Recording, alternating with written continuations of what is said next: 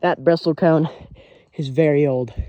It's at least 5 feet around, 15 feet tall. It's not that tall, but it's really wide.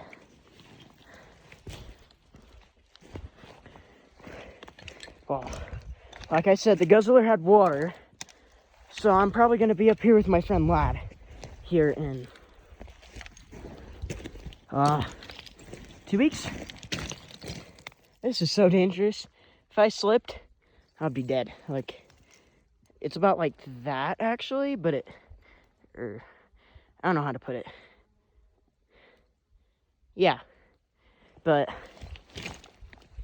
right here, oh, I can make it past this. This isn't even that hard, but still, look at that. I need to put my phone away and get my hiking poles. This mountain is dangerous, but pretty.